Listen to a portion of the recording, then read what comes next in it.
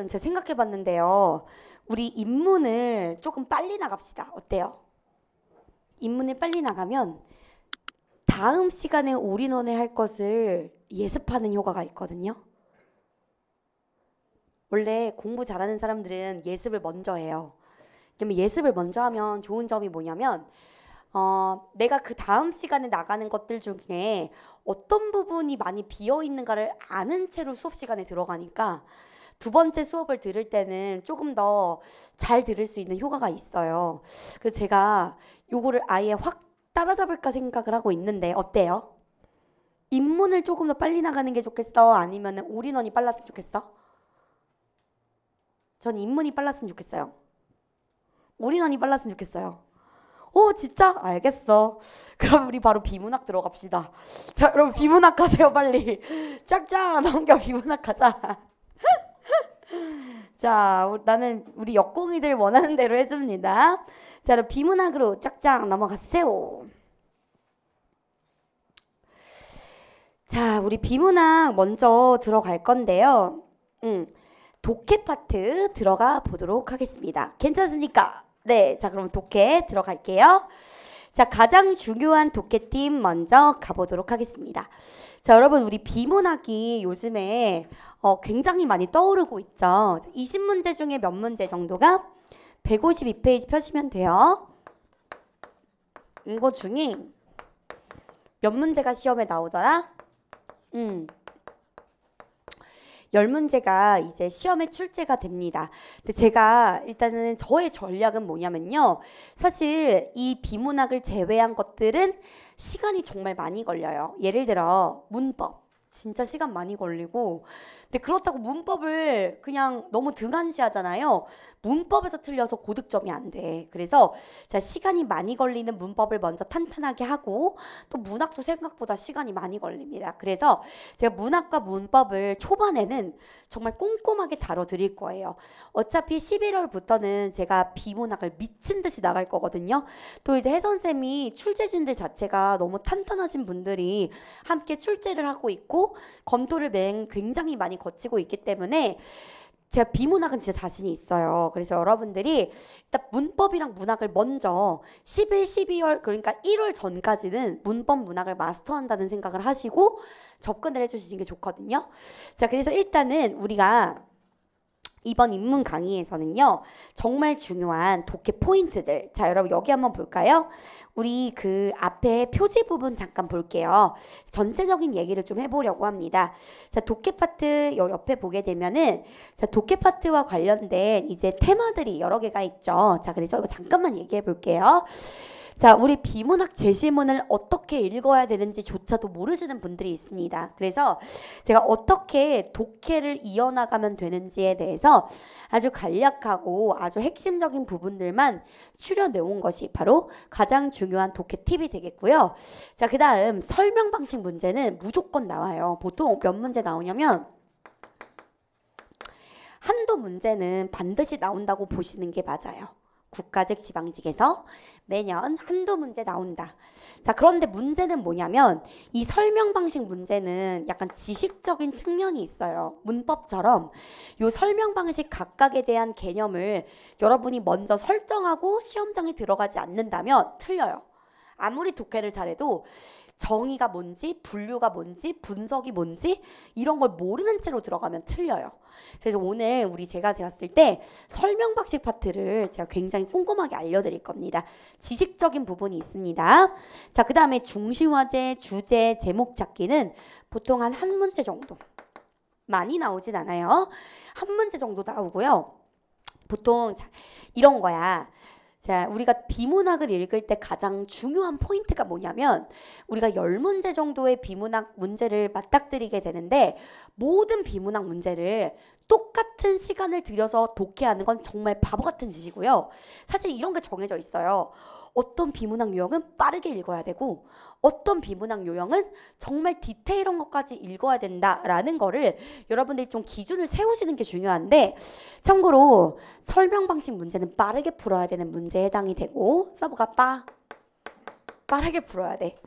선택지랑 제시문을 막 왔다 갔다 거리면서 빠르게 풀 수 있는 문제에 해당이 되고요. 자, 중심화제 주제 제목 찾기도 여러분 봐봐. 이 제시문에서 가장 중요시하는 여기서 말하고자 하는 작가가 말하고자 하는 중심 내용이 뭐냐라고 물어보는데 그거를 여러분 지엽적으로 읽을 필요가 있나요? 없어요. 큼직큼직하게 핵심만 뽑아내면 되거든. 그래서 요것도 어떻게 읽어라? 지엽적인 것까지 읽을 필요가 없다. 빠르게 가져간다. 핵심을 빠르게 포인트를 가져간다. 중심 내용 찾기도 마찬가지입니다. 빠르게 가져간다. 자, 그런데 내용일치 불일치 문제, 이게 문제야. 여러분, 내용이 일치하는가 일치하지 않는가를 물어보는 문제는요, 지엽적인 것까지도 물어봅니다. 그래서 제가 여러분들한테 지양하라고 하는 독해 방법이 있는데, 자, 간혹 이런 그런 수업이 있어요. 뭐 제시문이 이렇게 있으면 어디가 주제문이고, 그러니까 이거는 국어만 얘기하는 거야. 영어는 뭐 있을 수 있어. 근데 국어는 절대로 중심 문장이 어디에 있다라고 말하기가 되게 애매해.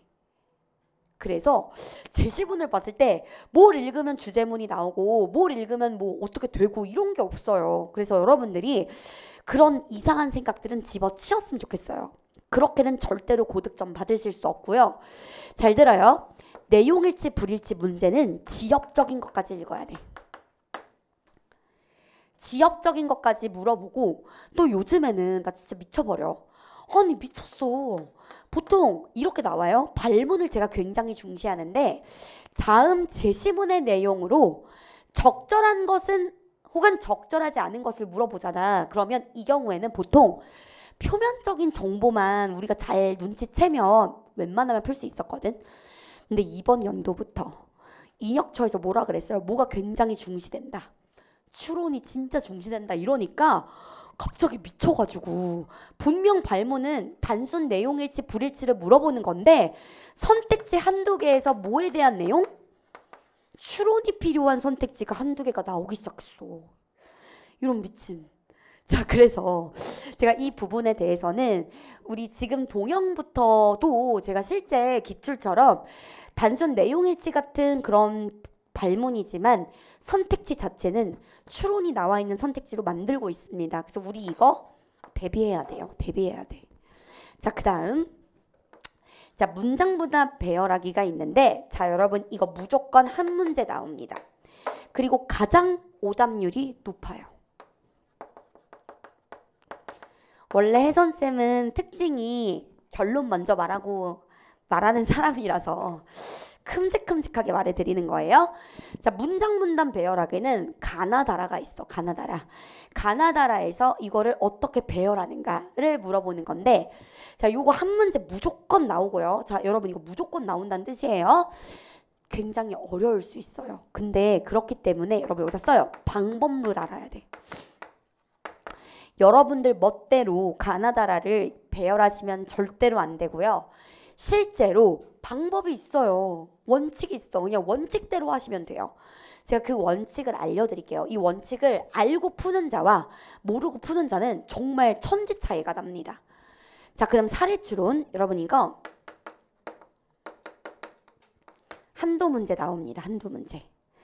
그리고 빈칸 추론과 이어질 내용 추론도 한두 문제 반드시 나오게 되고요. 자, 얘네들 생각보다 지엽적이지 않아요. 사례 추론과 빈칸 추론 문제는 막 지엽적인 정보까지 막 외워가면서 풀 필요가 없어요. 이것도 마찬가지로 밑줄만 잘 그으면 돼. 포인트만 잘 여러분이 끄집어내실 수 있다면 사례 추론도 되게 쉽게 접근할 수 있고요. 빈칸 추론도 굉장히 쉽게 접근할 수 있어요. 자, 그럼 제가 이거를 가지고 이거를 바탕으로 자, 이제부터 비문학을 어떻게 읽어야 되는지 가장 중요한 독해 팁 들어가 보도록 하겠습니다. 자, 우리 첫 번째 파트죠. 자, 우리가 제시문을 읽는 방법에 대해서 제가 알려드릴 건데요.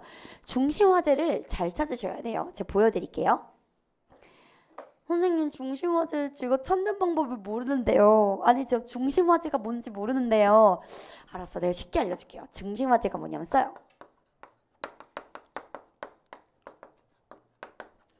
글쓰기의 재료를 바로 중심 화제다라고 얘기합니다. 자, 글쓰기 재료라는 건 글의 중심 대상을 말해요. 그러면은 글의 중심 대상은 중요해 안 중요해? 개 중요하지. 제가 요거 잠깐 정리해 볼게요. 여러분들이 왜 비문학을 못하는지 얘기해 볼게요. 여러분이 비문학을 못하는 이유. 나 약간 코가 너무 코 파고 싶어. 아 진짜 여기 뭐가 아 진짜 너무 뭐라지? 코피 터질랑 말랑한 느낌이야 지금 진짜. 너무 무서워. 나 만약 여기서 코피 빵 터지면은 최고의 퍼포먼스 아니야? 혜선쌤이 그만큼 열심히 산다 이거 아니야? 자 여러분 이게 보통 이런 식으로 들어가요. 잘 들어요? 나 진짜 먹을 거 다 하고 있어 지금. 자 여러분 요즘 비문학 지문은 길까요 짧을까요? 맞춰봐요. 길 것 같지? 근데 그게 아니야. 여러분 기출문제를 보시면요 오히려 2010년대 후반의 글들이 훨씬 길어. 그때는 900자까지 있었어요. 근데 요즘에는 아무리 길어봤자 700자가 넘어가지 않아요. 신기하죠? 900자면은 진짜 여기 이게 종이가 있잖아요. 옛날에는 진짜 여기 하나를 다 차지하는 제시문도 나왔었거든요. 요즘엔 그렇지 않습니다. 요즘에는 이게 두 개로 나뉘잖아요. 오른쪽 왼쪽으로 두 문제가 이렇게 나와. 그러니까 옛날보다 오히려 제시문의 길이가 짧아졌어. 이건 좀 의외죠? 짧아졌어요 오히려. 그래서 한 600자에서 700자 정도의 적당한 길이의 제시문이 나온다라고 보시면 되는데 자 그렇기 때문에 보통 문단이 3개로 넘어가지 않아요. 물론 3문단으로 넘어가는 경우도 있기는 하지만 웬만하면 몇 문단? 2문단이 많습니다. 자 그러면 여러분들 특징을 알려드릴게요. 여러분들의 그냥 발문 대충 읽어. 사실 발문이 제일 중요한데 막 읽은 다음에 제시문을 읽잖아요. 그러면 여러분의 특징은 처음 거를 대충 읽어. 처음엔 별로 중요하지 않아 보이나 봐요. 해볼래 이렇게 읽다가 중간 부분이 아무래도 본문이 있을 것만 같은지 중간 부분부터 겁나 열심히 읽는다? 제일 멍청한 짓이다. 여러분 독해에서 가장 중요한 파트는 뭘 읽어내는 거야? 첫 문단이야. 첫 문단을 어떻게 읽어내는가에 따라 이 제시문을 잡아먹느냐 잡아먹지 못하느냐가 결정돼요. 첫 문단을 이해하셔야 돼요. 첫 문단을 이해하지 못한다면 본문으로 가더라도 절대 그 제시문은 이해할 수 없습니다. 자 그럼 어떻게 우리가 첫 번째 이 단추를 잘 꿰는가?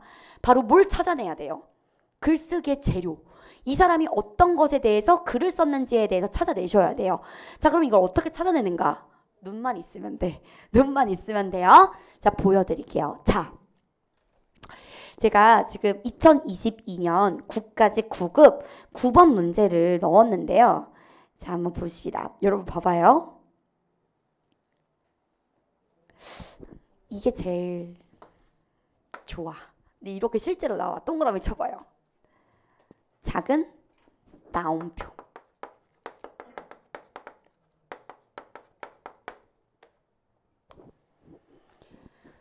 자, 첫 문단에 작은 따옴표가 찍혀 있다. 끝난 겁니다. 이제부터 이 제시문은 뭐에 대한 설명을 하겠다라는 뜻이에요? 복지, 공감, 지도에 대한 설명을 하겠다는 뜻이에요. 자, 그럼 여러분들은 글을 읽을 때 뭐를 집중해서 읽어줘야겠어요? 복지, 공감, 지도가 무엇인지에 대해 파악하면서 들어가줘야 된다는 뜻이에요. 자, 그리고 여러분 여기다 하나만 더 쓰세요. 이게 진짜 대박이야. 정의를 내리는 경우가 있습니다. 여러분 정의를 내린다는 건 무슨 뜻이죠? 그 단어의 사전적인 개념을 얘기한다라는 것으로 어떻게 시작할까요? 뭐뭐란 무엇무엇이다 라고 끝나거나 아니면 무엇무엇이라고 한다 처럼 자 요런 센텐스가 있게 되면 이때는 작은 따옴표가 없어도 다시 작은 따옴표가 안 나올 수도 있어요. 그럼에도 불구하고 정의를 내리고 있다면 여러분 얼마나 중요하면 정의까지 내리겠어요. 이거는 가장 중요한 중심 화제라고 생각하시고 네모를 치셔야 돼요. 네모. 됐습니까? 그러면 실제 시험에 이렇게 나왔다면 어디다 네모를 쳐야 된다? 그렇지. 복지, 공감, 지도를 바로 네모를 쳐주시면 됩니다. 자, 그 다음 두 번째예요. 여러분 두 번째 진짜 중요한데 제가 첫 번째 문단을 잘 읽어야 이 문단을 어떻게 읽어야 되는지 전략을 설정할 수 있다라고 얘기했는데 자, 여러분 두 번째 한번 갑니다. 바로 문제 제기되는 경우가 있거든요. 첫 번째 문단에서 문제를 제기하는 경우가 있어요. 자, 그럼 이거 중요해 안 중요해? 진짜 개 중요하다는 거거든. 봐봐요. 문제 제기한다는 건 의문문으로 얘기한다는 뜻이에요. 의문문. 컴퓨터에는 자유의지가 있을까? 나아가 컴퓨터의 도덕적 의무를 귀속시킬 수 있을까? 지금 물어보고 있지. 이게 문제 제기하고 있는 거죠. 자, 그러면 문제 제기되는 그 대상이 바로 중심화제가 돼요. 여러분, 그럼 여기서 중심화제는 뭐가 되는 거야? 컴퓨터의 자유의지.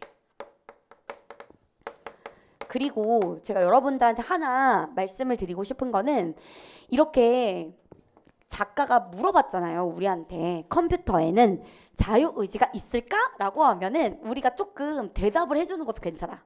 있다 혹은 없다가 뒤에 나오겠구나. 자, 그럼 우리는 어떤 거 위주로 글을 읽어야겠어요? 자유의지가 있을지 없을지에 대한 것을 방향을 잡고 그대로 이제 책을 읽어줘야 되는 거야. 나아가 컴퓨터의 도덕적 의무를 귀속시킬 수 있을까? 그럼 이거는 컴퓨터의 자유의지뿐만 아니라 뭐까지 얘기하고 있는 거야? 도덕적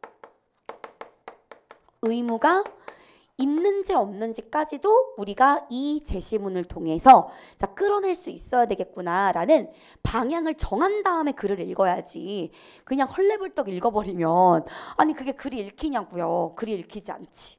그러니까 반드시 문제 제기를 했으면 요 제기의 답변을 찾아가는 식으로 여러분들이 글을 읽어주셔야 돼요. 그러게 자유의지가 있나 없나 이거를 기준으로 글을 읽으셔야 된다는 뜻이에요. 자, 그러면 우리가 이제 이거를 가지고 중심화제를 찾았다라고 생각을 하고 제가 이제 구조 파악하는 방법을 알려드릴 건데요. 자, 구조를 파악하는 좋은 점은 무엇이냐면 구조를 미리 파악하면 이런 게 좋습니다. 첫 번째, 여러분 첫 번째 나올 수 있는 구조는 나열 구조예요. 나열. 나열이라는 건 정보를 대등하게 늘어놓는다. 이걸 다른 말로 병렬 구조다라고도 얘기하는데요. 자, 예를 들어 이겁니다. 다 싹 다 기출에서 나왔던 거예요. 과학의 개념은 여러분 이렇게 분류 개념, 자, 나열하는 내용이 나오면 일단 자, 번호를 매기세요. 분류 개념, 비교 개념, 정량 개념으로 자, 구분할 수 있다. 여기다가 1번, 2번, 3번을 나눠 봅시다. 자, 이게 지금 이 과학의 개념에 대해서 나열한 부분인데요. 자, 이렇게 이런 내용이 딱 나오잖아. 첫 번째 문단에 딱 나오잖아. 그럼 어떻게 전개가 될 거냐면 차례대로 전개가 되는 거야. 분류 개념에 대한 설명. 그 다음 두 번째 뭐에 대한 설명? 비교 개념에 대한 설명. 그 다음 마지막 정량 개념에 대한 설명이 순서대로 나와요. 그럼 이럴 때는 번호를 매기시면서 읽어주시는 게 좋은데요. 자, 여러분 이게 진짜 중요하다. 자, A이론, B이론, C이론이 나오잖아요. 그러면 자, A이론에 해당이 되는 설명이 A, B이론을 설명하는 게 B, C이론을 설명하는 게 C잖아요. 자, 이랬을 때 보통의 이제 출제자들은 어떻게 장난을 치냐면 진짜 이게 제일 많이 나와. 요렇게 장난쳐. 적절하지 않은 선택지를 이게 사실은 B이론에 대한 설명이잖아요. 근데 뭐인 것처럼? A이론에 대한 설명인 것처럼 장난을 치거나 아니면 A이론에 관련된 설명을 C이론인 것처럼 장난을 쳐요. 그럼 이걸 어떻게 해야 되냐? 자, 뒤에 선택지가 있을 거 아니에요. 그럼 봐봐. 자, 1번에 정량 개념은 이라고 막 나온 거예요. 근데 내가 기억이 안 나. 그러면 우리가 이미 표시를 해놨죠. 정량 개념에 대한 설명이 어디에 나와 있어요? 3번에 나와 있죠. 그럼 눈동자를 어디다 갖다 대야 되겠어? 3번 부분에 갖다 댈 수 있어요. 그래서 구조를 아는 게 중요해요. 구조를 알면 어떤 설명에 대한 정보가 어디에 있는지를 우리가 바로바로 눈동자로 확인할 수 있기 때문에 구조를 미리 알아놔야 돼. 근데 참고로 나열 구조는 요즘에 잘 안 나와. 요즘에 잘 안 나와요. 이게 예전이 되게 길었다 그랬잖아요. 이게 몇 년도 거예요? 2021이지. 이때만 하더라도 그나마 좀 길었단 말이에요. 근데 이게 점점 줄어들게 되면서 제시문의 길이가 좀 줄어들게 되면서 약간 나열 구조에 관련된 게 많이 안 나오기 시작했어. 자, 그럼 뭐가 많이 나오냐? 이번에 별표 치세요. 이게 진짜 많이 나와요. 뭐냐면 비교 대조 구문, 비교 대조 구조. 이거는 지금 너무 많았지. 뭐 있었냐 아까? 몇 개에 대한 설명이었어. 몇 개였어요 이거? 분류 개념, 비교 개념, 정량 개념 3개에 대한 설명이죠. 요즘은 3개까지는 안 나오고요. 2개의 대상이 나옵니다. 그래서 그 2 대상을 비교하거나 대조하는 구조가 나오게 돼요. 자, 그래서 2 대상을 비교한다라는 건 2 대상의 뭐를 서술하는 거예요? 공통점을 위주로 설명하는 걸 말해요. 그래서 예를 들어 이런 거죠. 가영 교수님과 혜선 교수님은 여자이다. 어때? 똑같지? 가영 교수님과 혜선 교수님은 아름답다. 어때요? 맞지? 아, 그거예요. 이러면 이제 이거는 공통점을 서술한 거고, 대조는 뭐야? 이거 완전히 다른 개념이에요. 대조는 무엇이지? 그렇지. 차이점을 서술하는 거예요. 가영 교수님은 가볍다. 하지만 혜선 교수님은 가벼워? 고마워요. 고마워요. 무겁다라고 하게 되면 대조가 되죠. 아, 고마워요. 마음이 따뜻해집니다. 자, 그래서 이런 비교 대조 구문이 굉장히 많이 나오는데 솔직히 똑같아. 제가 말씀드렸던 거랑 똑같아요. 바로 지워볼게요. A이론, B이론이 나오고 A이론의 설명 이런 식으로 장난치는 거야. 혹은 이런 식으로 장난치는 문제가 엄청 나와요. 자, 그러면 제가 보여드릴게요. 자, 요 구조, 요게 2022년 굉장히 따끈따끈. 자, 9가지 9급 문제에서 밈과 의사소통 이론을 비교 대조하는 구조가 나왔었는데요. 자, 밈이라는 개념 그리고 의사소통에 대한 개념을 자, 대조하는 부분이 나왔습니다. 여러분, 대조할 때는 이렇게 나온다. 그러나. 자, 여러분, 그러나라는 이 접속 부사는 앞에 있는 내용의 정반대의 내용을 다루는 게 되거든요. 자, 그래서 자, 예를 들어 위를 한번 봐봐요. 자, 밈이라는 개념을 통해 생각의 전형 과정을 설명하고자 했다. 그에 따르면 문화는 복수의 밈으로 이루어져 있는데 유전자에 저장된 생명체의 주요 정보가 번식을 통해 복제되어 개체군 내에서 확산되듯이 밈 역시 여러분 여기 봐요. 밈 역시 유전자와 마찬가지로 공동체 내에서 뭐를 통해? 복제를 통해 확산된다라는 내용이 나오죠. 그런데 그러나 나오지. 여러분 잘 들어요. 그러나가 딱 나왔을 때 여러분들 그러나 이러고 그냥 있는데 절대 그러면 안 돼. 앞에서 뭐라고 돼 있지? 뭐를 통해서 문화가 간대요? 복제. 자, 그러면 그러나 뒤는 어떤 내용이 나올까? 복제가 아니다라는 말이 나오는 거야. 그럼 이 그러나를 읽기 전에 여러분들의 머릿속에다가 뭐라고 해줘야 돼? 아, 이제부터는 밈이랑 다른 복제를 통해서 확산되지 않는 방법이 나오겠구나라는 걸 머릿속에다 예측을 해야 돼. 능동적으로 글을 읽으셔야 돼요. 복제가 아닌 방법이 나오겠구나라는 생각을 하고 들어가세요. 문화 전파의 기제를 설명하는 이론으로는 밈 이론보다 의사소통 이론이 여러분 잘 봐요. 이 글쓴이는 어떤 이론이 더 적절하다고 대놓고 얘기하고 있어? 의사소통 이론이 훨씬 적절하다고 대놓고 얘기하고 있죠. 대놓고 더 중요하다, 더 적절하다, 주목할 만하다, 가장 중요하다라는 내용 나오면 집중해야 돼, 안 해야 돼? 여기서부터 그냥 냈다 집중을 해야 되는 거예요. 자, 의사소통 이론은 이름만 봐봐. 복제가 아니라 어떻게 이 전파된다라고 하겠어? 말을 통해 전파된다. 이게 나오지 않겠어요? 자, 일례로 요크셔 지역에 내려오는 독특한 푸딩 요리법은 자, 누군가 푸딩 만드는 것을 지켜본 후 그것을 그대로 따라하는 방식으로 전파되었다기보다는 여러분 A보다는 B 이거 진짜 개 중요해. 만약에 여러분 실제 진짜 그래요.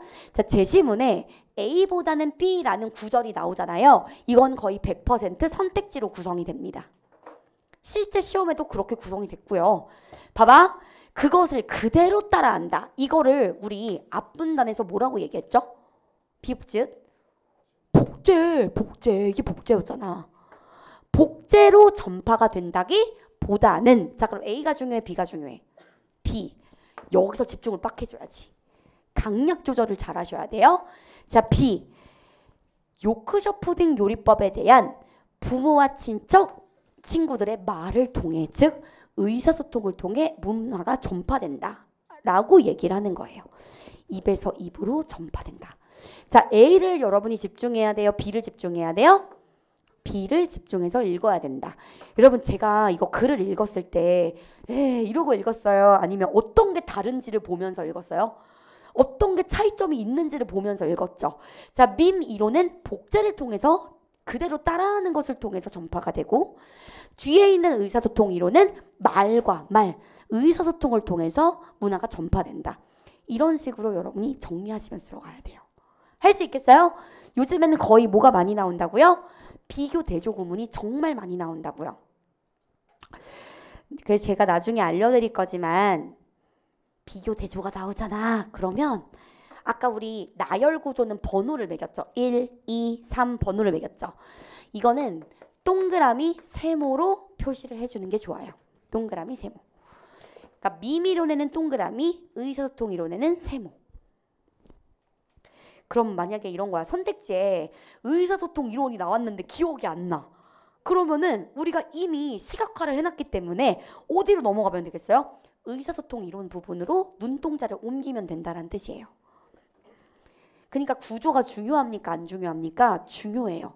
구조를 우리가 공부하는 이유는 우리가 이 선택지를 봤을 때 기억이 안 나잖아요. 그러면 구조를 알고 있으니까 눈동자를 해당 정보로 옮겨 놓을 수가 있어요. 구조를 이미 알고 있기 때문에. 자, 그 다음 3번 갈게요. 여러분, 이거 한번 해볼까? 반면에 보여요? 반면에다가 여기 하트 쳐봐. 그러나랑 똑같아요. 그럼 제가 앞에 있는 내용을 추측하라고 한번 해볼게요. 반면에 일본에 그거 알아? 출제자가 너무 좋아하는 게 뭐냐면 맨날 내 거의 매년 내 동양이랑 뭐를 대조와 비교 대조하는 서양을 비교 대조하는 그런 게 진짜 많이 나온다. 그래서 제가 실제로 동영을 낼 때도 출제자들한테 동양 서양의 그 반대 제조되는 거 있잖아. 그거를 많이 내달라고 해요. 뭐 맨날 동양의 건축과 서양의 건축 이런 거 내는 이유가 실제로 이런 게 많이 나와서 그래요. 보여드릴게요. 보여줄게요. 일본의 어머니들은 대상에 뭐해? 아 여러분 대놓고 이거 찍어놨지. 그럼 중요하다는 거예요? 안 중요하다는 거예요? 아 중요하다는 거야. 야 눈에다 빡 박아버려야지. 자 일본의 어머니들은 자 여기 동그라미 요 세모 쳐도 괜찮아요. 일본의 어머니들은 뭐에 특별히 중점을 둔대요? 감정에 특별히 신경을 쓴대요. 그럼 여러분 앞에 서양의 엄마들은 감정에 충실할까 안 할까? 안 한다는 뜻이 나와. 실제로 감정의 반대가 이성이거든요. 이성이 뭔지 알아요 여러분? 이성은 감정을 뺀 냉철한 판단력을 의미합니다. 이렇게 반면에나 그러나 나오면 알아서 예측할 수 있어야 돼요. 자, 특히 자녀가 말을 안 들을 때 그러하다라고 하면서 예를 들어가 나옵니다. 여러분 이거는 봐봐. 일본의 어머니들은 감정에 특별히 신경을 쓴다. 여러분 이것은 일반적인 원리지. 그리고 이 뒤에 예를 들어 뒤로 한번 볼게요. 네가 밥을 안 먹으면 고생한 농부 아저씨가 얼마나 슬프겠니? 라고 얘기하는 거. 여러분 이거 슬프겠니? 뭐랑 관련이 있는 거죠? 감정이랑 관련이 있는 거죠. 이거 뭐예요? 구체적인 사례를 드는 거예요. 여러분 이게요 옛날에는 별로 예시가 중요하지 않았거든요. 근데 요즘에는 예시가 중요해. 왜 그렇게? 사례 추론 문제가 많이 나와서 그래요. 그래서 여러분들 제시문에 구체적 사례가 나오잖아요. 그러면 잘 읽어야 돼요? 대충 읽어야 돼요? 앞에 있는 것보다 더 잘 읽어야 돼. 대신에 앞에 있는 거에 제가 지금 어떻게 읽었어요? 그냥 읽었어요? 아니면 이거 이었어요? 그렇지. 앞에 있는 원리와 뒤에 있는 예시를 대응시키면서 읽는 게 제일 좋아요. 그래야 머릿속에 잘 남습니다. 얼마나 슬프겠니? 여러분 이것도 해봐. 인형을 그렇게 던져버리다니. 인형이 울잖아. 이 밑줄 쳐봐. 감정에 초점 맞추고 있죠. 그 다음에 담장도 아파하잖아. 요런 거를 이어서 읽어야지 그냥 여러분들이 훌리들 읽어버리잖아요. 그러면 이게 안 풀려요. 특히 요즘은 뭐가 강화되었다? 추론. 이게 무슨 말이냐면 그냥 여러분들이 대충 글자를 긁어서 읽는 것으로는 풀리지 않는다는 뜻이에요. 이 의미를 알아야지, 내용을 파악해야지 문제를 풀 수 있다는 뜻이니까 여러분들 더더욱 이런 시기에는 원리와 사례가 나오면 대응시키면서 읽는 연습을 하셔야 됩니다. 됐다요? 여러분, 비문학 쌍끌이보다 좋아? 그래? 좋은 거 같아? 비문학의 왕도는 더 좋을걸? 비문학의 왕도는 더 좋을 거야. 기대하세요. To be continued. 나 지금 학교 선생님들을 섭외해놨어. 그것도 중학교가 아니고 고등학교. 자, 기대해주세요. 자, 그 다음 4번입니다. 자, 여러분 땡땡 구조가 나왔는데요. 자, 일단 이걸 무슨 구조인지 한번 읽어보자. 무슨 소리야? 과거의 예술은 고급 예술만을 의미했다. 그러면은 여러분 봐봐, 이거 딱 읽으면은 그냥 정신머리 놓지 말고 그랬구나 이러지 말고 좀 과거에는 고급 예술만을 예술이 의미했다 이러면은 딱 머릿속에 뭘 떠올려야 돼. 아, 지금은 그게 아니지 않을까? 이렇게 좀 능동적으로 읽으라고요. 자, 특별한 재능을 가진 예술가의 작품을 귀족과 같은 상층 사람들이 제한된 장소에서 감상하기만 했다. 자, 그러나 역시 그러나가 나오네. 여러분 봐요. 앞에 부분에 뭐라고 나와 있냐면 특별한 재능을 가진 예술가의 작품을 제한된 장소에서 귀족들만 봤대. 근데 그러나가 나오지. 그럼 반대로 되겠지. 어떤 내용 나올까? 고급 예술이 아닐 거고 또 제한된 장소가 아니어도 향유할 수 있고 귀족뿐만 아니라 누구도 평민도 향유할 수 있다. 이런 내용 나오지 않겠어요? 한번 가볼게요. 사진기와 같은 새로운 기술의 발명으로 기존의 걸작품이 복제되어서 인터넷 소품이나 낭만적인 엽서로 사용되면서 여러분 이번에는 귀족이 아니라 누구도 대중도 자 인테리어나 낭만적인 엽서로 됐다라는 건 무슨 말이에요? 제한된 장소가 아닌 곳에서도 향유할 수 있다. 이런 내용이 나오는 거죠. 자, 그래서 여러분 이거 과거와 현재를 대조하는 게 나올 수가 있더라. 과거와 현재를 대조하는 게 나올 수가 있더라. 선후 관계를 보여주는 내용 나올 수 있더라.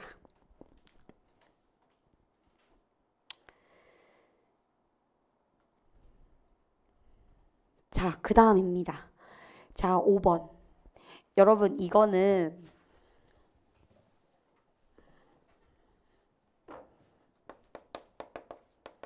지가 문제를 제기하고 이거 진짜 은근히 많이 나온다니까?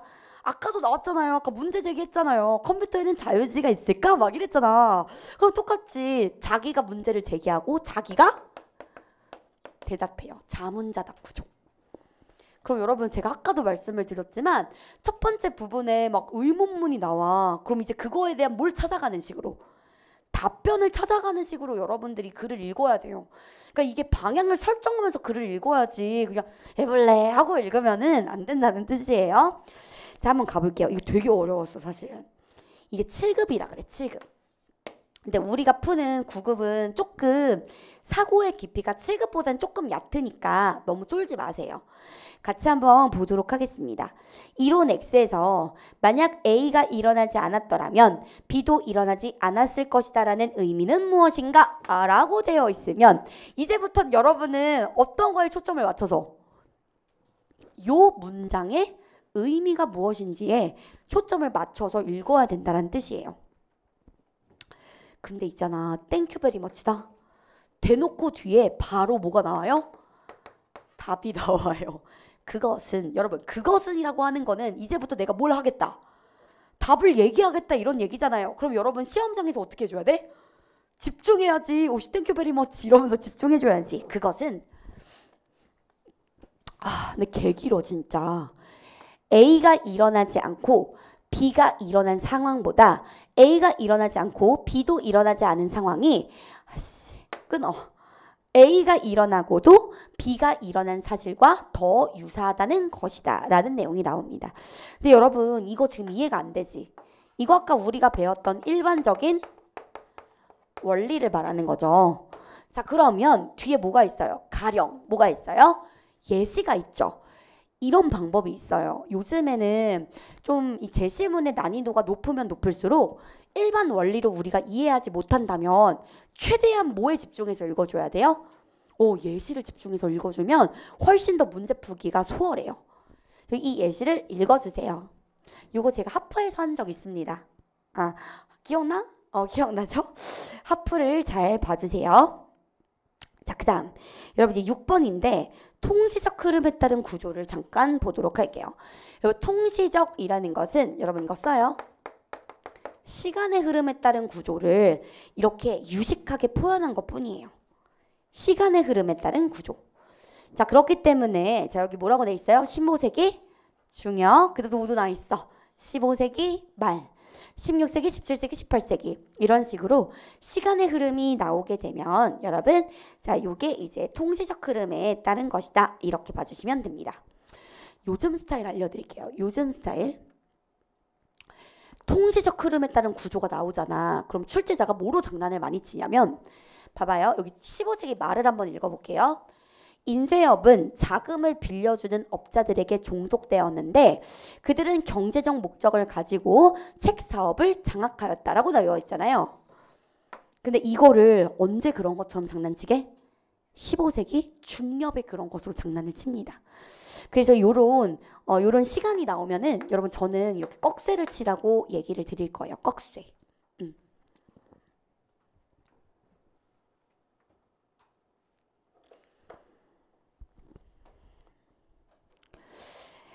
자, 그러면 넘어가 보도록 하겠습니다. 우리 지금까지 뭐 배웠냐면 첫 번째, 글을 딱 읽었을 때 여러분이 반드시 해야 되는 건 중심, 화제를 찾는 거. 글쓰기의 재료를 찾는 건데 자, 첫 번째, 어떻게 찾는 게 제일 쉽다?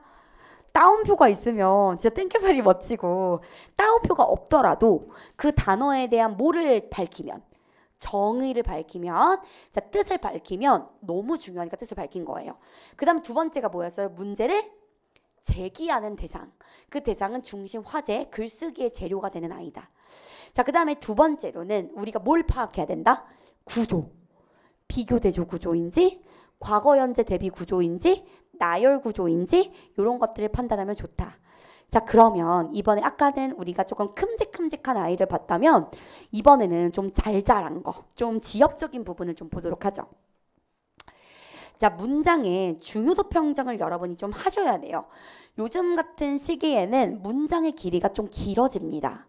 여러분들을 당황하게 만들기 위해서.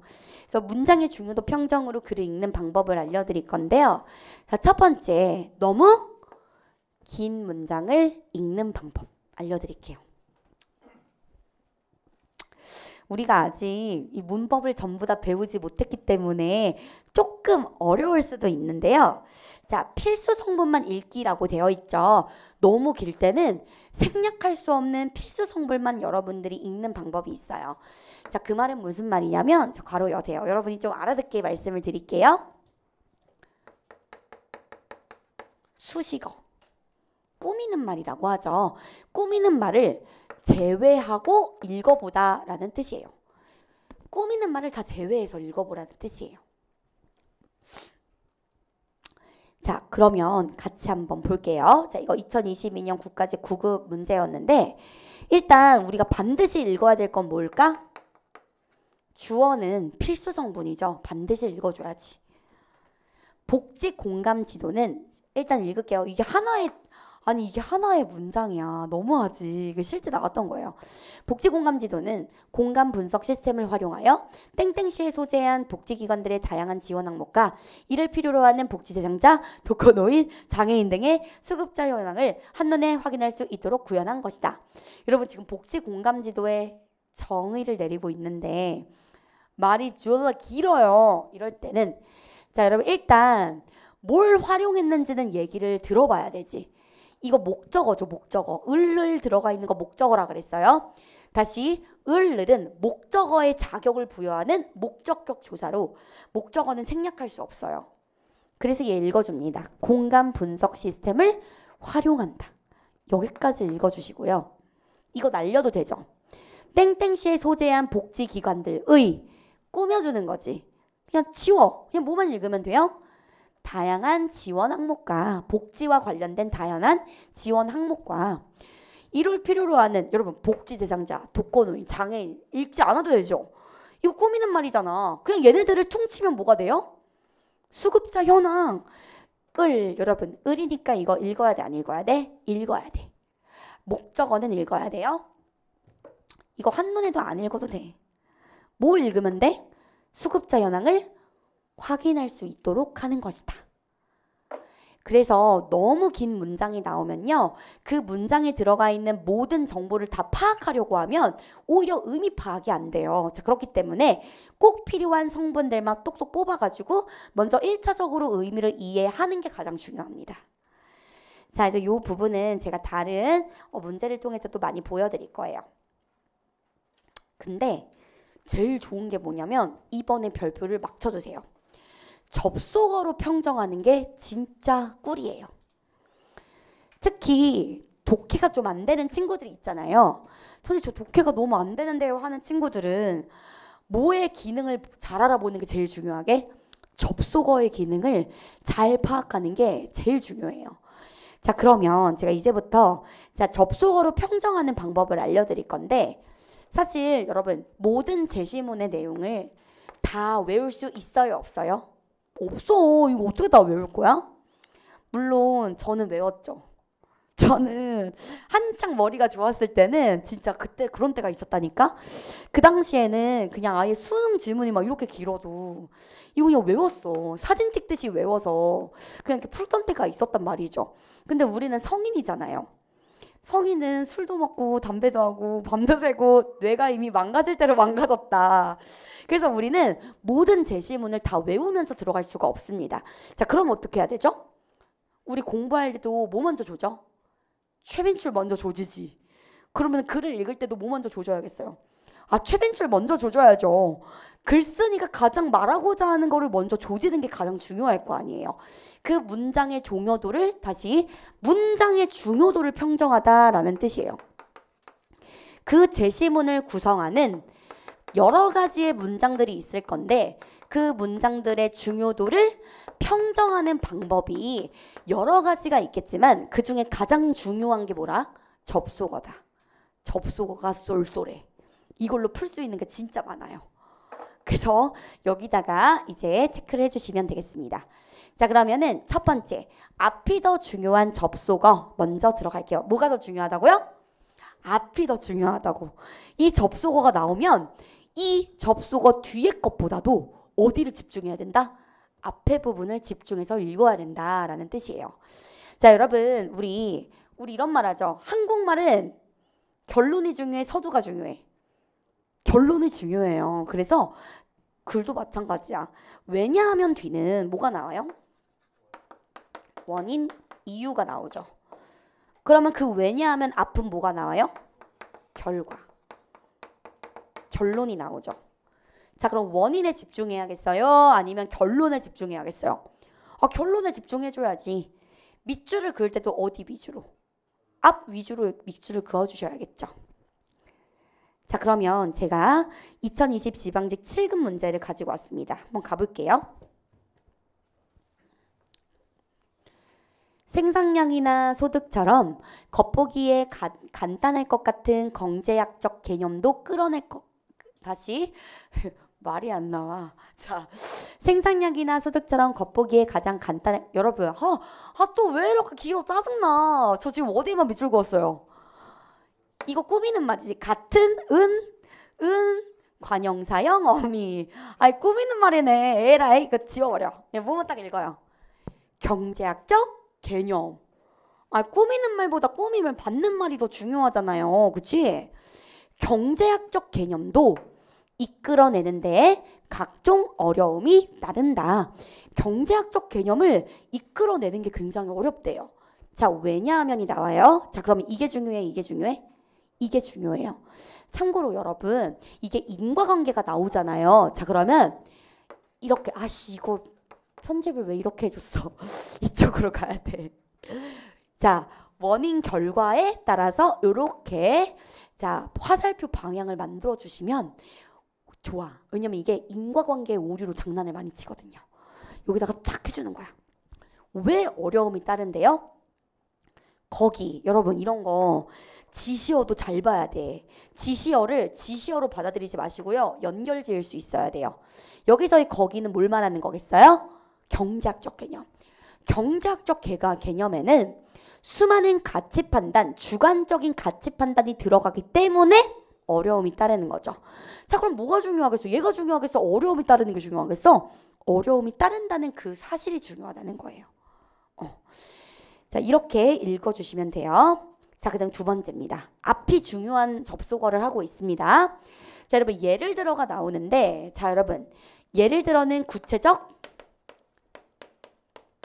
사례가 나오고 자 앞부분에는 뭐가 나온다? 일반적인 원리가 나온다. 사실 사례를 드는 이유도 일반적인 원리를 이해했으면 해서 사례를 드는 거니까 아무래도 중요한 건 무엇이다? 일반적인 원리다. 여러분 예시를 왜 들겠어요? 앞에 있는 걸 이해를 못할 것 같으니까 아, 제발 독자들아 이해 좀 해줘. 쉽게 설명해 줄게. 라고 말하기 위해서 얘기하는 게 예를 드는 거잖아. 사실은 중요한 거는 일반 원리야. 근데 제가 아까 말씀드렸죠. 일반 원리로 이해가 안 된다면 뭐를 잘 읽어야 된다? 구체적 사례를 잘 읽어야지 뭐. 일반 원리가 이해가 안 되는데. 자 그럼 제가 일단 읽어볼게요. 여러분 이게 문제가 진짜 좋은 문제였어. 역대급 좋은 문제였어요. 가볼게요. 철자 읽기가 명료하다는 것은 한 글자에 대응되는 소리가 규칙적이어서 글자와 소리의 대응이 거의 1대1이라는 것을 의미한다. 아 짜증나. 또 너무 길어. 개짜증나네. 일단 우리 뭘 읽어줘야 돼요? 주어까지 읽어줘야 되지? 철자 읽기가 명확하다는 것은 여기까지 읽었어요. 그리고 봐봐. 제가 어떻게 읽는지 보세요. 한 글자에 대응되는 소리가 규칙적이어서 규칙적인 게 원인이어서 결론이지. 그리고 이거 어서 와서는 부사형 어미야. 나중에 배울 거예요. 어서 개아서 도록이 이거 나중에 외우게 할 건데 부사형 어미야. 그럼 여러분 부사는 꾸미는 말이지. 나 그래서 얘 안 읽을 거야. 꾸미는 말 없애라 그랬잖아. 근데 어디만 읽을 거냐면 여기부터. 글자와 소리의 대응이 거의 1대1이다. 철자 읽기가 명료하다는 것은 글자와 소리의 대응이 거의 같다라는 의미예요. 자 여러분 이거 무슨 얘기인지 한번 얘기해 볼게요. 여러분 우리나라는 글자와 소리의 대응이 1대1이거든요. 이거 어떻게 발음해? 야 이거 어떻게 발음해? 그럼 철자 읽기가 명료하잖아요. 근데 봐봐. 영어는 어떻지? 영어는 진짜 개판이야. 자 A 이거 어떻게 발음돼요? 아로도 발음 되잖아. 그치? 그 다음에 이거 뭐라고 나죠? 케이크. 이로도 발음되고. 그렇지 않아? 여러 가지로 발음이 너무 많이 되잖아요. 이런 건 철자 읽기가 명료하지 않다고 볼 수 있겠죠. 제가 말씀드리고자 하는 건 다 읽으려고 하지 말라고요. 이 부분만 딱 읽어도 우리가 알아낼 수 있다. 근데 만약에 이 원리가 이해가 안 돼요. 자 그럼 어디를 잘 읽어야 된다고? 예시를 잘 읽어야 된다고요. 예시. 그 예로 이탈리아와 스페인어가 있다. 이 두 언어의 사용자는 의미를 전혀 모르는 새로운 단어를 발견하더라도 자 보자마자 어떤 발음을 할 수 있대요? 정확한 발음을 할 수 있대요. 왜 정확할까? 글자와 소리가 1대1 대응이니까 정확하겠지 뭐. 여러분 예를 들어 같은 것들이 나오게 되면요. 일반 원리를 일단 읽으시고요. 예시를 읽되 대응시켜야 돼. 어떻게 대응이 되는지를 연결 지어야 제대로 의미가 파악이 됩니다. 이해됐어요? 넘어갑니다. 근데 있잖아 사실은 앞이 중요한 접속어보다도 훨씬 중요한 게 뭐게요? 뒤가 중요한 접속어예요. 별표를 그냥 막 쳐요. 별표를 그냥 막 쳐. 근데 이거는 우리 좀 쉬었다 갈까요? 자, 우리 이거는 좀 쉬었다 갑시다. 이거 진짜 중요해. 자, 뒤가 중요한 접속어는 좀 쉬었다가 진행을 하도록 하겠습니다. 쉬었다가 오세요. 10분 정도 쉬었다 오세요.